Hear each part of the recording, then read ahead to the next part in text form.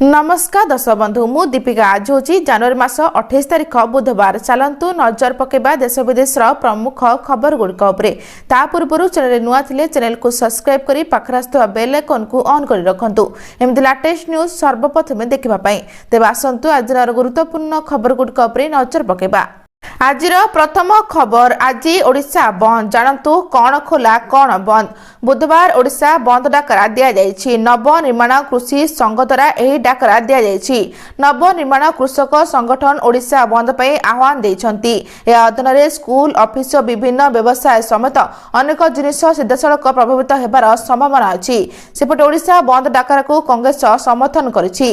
समर्थन नै पीसीसी सभापति भक्त दास को सूचना देइछंती। बंद पालन को समर्थन जनाबू सबु जिला कांग्रेस कमिटी को निर्देश देइछंती।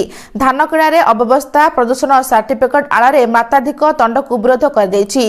ए धर्मघटर सीधासलख प्रभाव बैंकिंग डाक राज्य परिवहन सेवा पर पड़ी पारे एवं बंद जोगु ए सेवा गुड़िक प्रभावित होई पारे।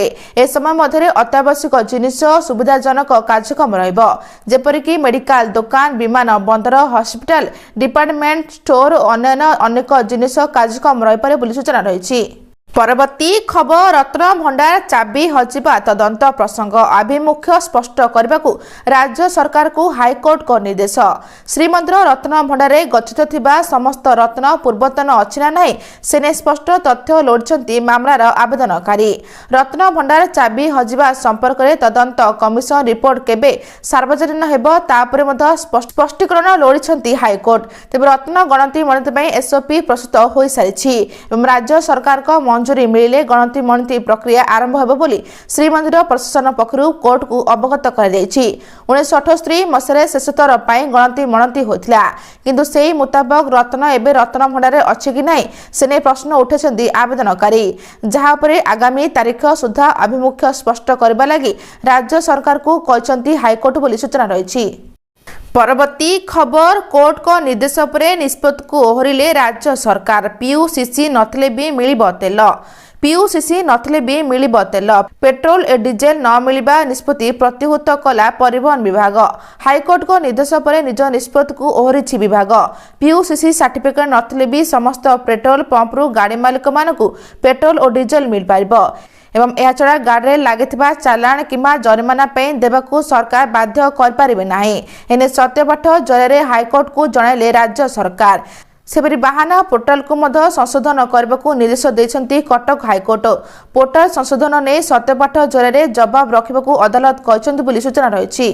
परवर्ती खबर आज यूरोपीय संघ सह बड़ वाणिज्यिक चुक्ति आउ किछि घंटार अपेक्षा। अमेरिकार ट्रारिफ भय भितर यूरोपीय संघ करने को जाउछि बड़ वाणिज्यिक चुक्ति करब भारत।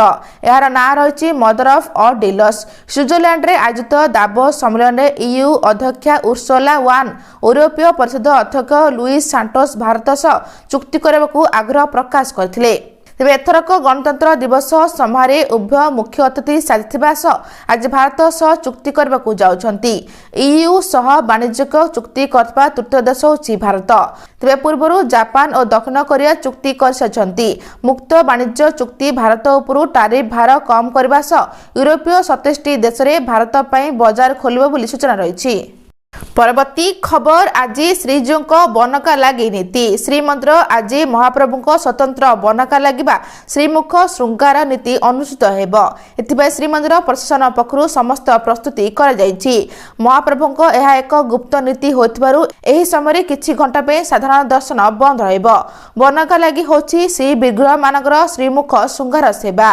दत्त महाप्रात सेवक माने पारंपरिक प्रकृतिर रंग जथा हिंगुल हरिताल शंख कस्तूरी कला व्यवहार करी महाप्रभु श्रीमुख उज्जवल करथांती। तेबे एहा द्वारा महाप्रभु श्रीमुख पुणी थे नूतन रूप पाए बोली सूचना रही। परवर्ती खबर आज ठारू संसद बजेट अधिवेशन काली सर्वदलीय बैठक होतिला। आज ठारू संसद बजेट अधिवेशन या पूर्व काली सर्वदलीय बैठक डाकिथिले सरकार। अधिवेशन सुरुखुरे चलिबाकू समस्त राजनैतिक दलक सहयोग लोड़िबे सरकार।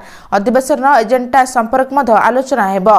तेबे बजेट अधिवेशन आज आरंभ हो एप्रिल 2 तारिख पर्यंत चलिबो। प्रथम पर्याय फेब्रुआरी 13 रे सरिबो। द्वितीय पर्याय अधिवेशन मार्च 9 रे आरंभ हेबो। एथर क्रमागत नवम थर पई बजेट उपस्थापन करबे केंद्र अर्थमंत्री निर्मला सीतारमण। आज उभय राज्यसभा और लोकसभा रे राष्ट्रपति द्रौपदी मुर्मू को अभिभाषण आरंभ हेबो अधिवेशन बोली सूचना रही। परवर्ती खबर केबे मिलिबो पीएम किसान योजनार 22तम किस्ती टंका आसला बड़ अपडेट।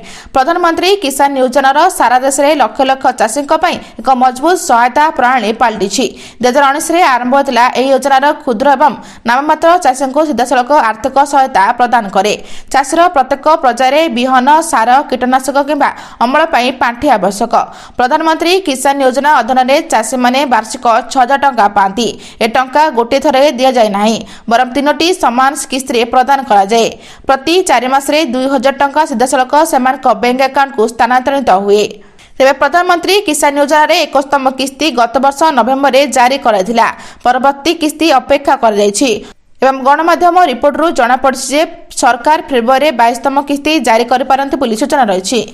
परवर्ती खबर 4,57,000 ऊर्ध्व हिताधिकारी को सुभद्रा सहायता राशि प्रदान कले मुख्यमंत्री। 315 कोटी टंकार ऊर्ध्व सहायता राशि डीबीटी माध्यम प्रदान करागला। वर्तमान सुधा 1 कोटी ऊर्ध्व हिताधिकारी को 15,000 कोटी ऊर्ध्व टंकार सहायता राशि प्रदान कले सरकार। सुभद्रा होउछि स्वाधीनता परवर्ती ओडिशार सर्वबृहत महिला केंद्रीय योजना। महिला मानक सर्वांगीन विकास करबा लक्ष्य रखिछंती सरकार मुख्यमंत्री। तेबे यह अवसर में मुख्यमंत्री 315 कोटी टंकार ऊर्ध्व सहायता राशि डीबीटी माध्यम प्रदान करथिले। सूचना योग्य जे सुभद्रा योजना अंतर्गत प्रथम द्वितीय अवशिष्ट और तृतीय किस्ती पाइनथबा हिताधिकारी को एवं नूतन भाव 2025-26 आर्थिक वर्ष में पंजीकरण होइथिबा हिताधिकारी को सहायता प्रदान कर जायछि बोली सूचना रहिछि। परवर्ती खबर बढ़िला अंगनवाड़ी शिशु को पोशाकर सरकारी मूल्य जानतु केते थिला केते हेला। बढ़िला अंगनवाड़ी शिशु को पोशाकर सरकारी मूल्य। बालकों पोशाकर मूल्य 100 टंका बढ़ी 175 टंका है। बालिका पोशाक 150 टंका बढ़ी 250 टंका है। जोता खर्च होता 100 टंका बढ़ी 150 टंका है बोली सूचना रही। परवर्ती खबर पीएम आवास योजना 2.0 नियम रे बड़ परिवर्तन। किए पाइबे घर बाबद को टंका जानतु नुआ युगता। प्रत्येक लोकों स्वप्न होची निजर गोटे पक्का घर करबा किंतु वर्तमान महंगा जुगरे ए स्वप्न पूरण करबा सहज नुहे। ए आवश्यकता को दृष्टि रखी केंद्र सरकार प्रधानमंत्री आवास योजना चालू करछंती जहा माध्यम रे सहरांचल गरीब और मध्यम वर्गर परिवार को घर निर्माण किंबा क्रय पई आर्थिक सहायता दिया जाए। तबे एही योजनार उर्बान 2.0 फेज रे एक बड़ नियम परिवर्तन कर जायछि। तेबे किए पाइबे पीएम आवास योजनार टंका। पीएम आवास योजना अधीन ईडब्ल्यूएस आर्थिक भाव दुर्बल वर्ग वार्षिक आय 3 लाख टंका पर्यंत, एलआईजी निम्न आय वर्ग वार्षिक आय 6 लाख टंका पर्यंत एवं एमआईजी मध्यम आय वर्ग वार्षिक आय 9 लाख टंका पर्यंत। योग्य लाभार्थी को घर निर्माण पे सर्वाधिक 2.5 लाख टंका सहायता मिलबो। एथिरे 1.5 लाख टंका केंद्र सरकार और 1 लाख टंका राज्य सरकार पक्षरु दिजिबो।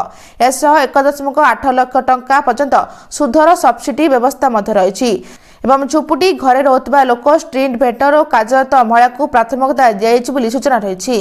परवर्ती खबर मंत्री को बड़ घोषणा। आदिवासी बहुल जिले में निर्माण हेब शहीद लक्ष्मण नायक विद्यालय। आदिवासी बहुल जिले में निर्माण हेब शहीद लक्ष्मण नायक विद्यालय। आदिवासी पिला गुणात्मक शिक्षा जोगाइबा उद्देश्य यह निर्माण हेब। एने मंगलवार स्कूल और गणशिक्षा मंत्री नित्यानंद गौड़ सूचना देइछंती। मंत्री कहते बड़ योजना आनिबाकू सरकार चलाइछंती मानस मंथन एवं प्रथम पर्यायर जनजाति उन्नयन परिषद जिलार निर्माण हेब। एथबाई 100 कोटी टंकार व्यवहार करने को सरकार लक्ष्य रखिछंती बोली मंत्री कहछंती। आज एतिकी दर्शक बंधु भिडियोटी भल लगे चैनल को गोटे लाइक करी सब्सक्राइब करी शेयर करबा जम्मा भी भूलंतु नहीं। रहुची नमस्कार।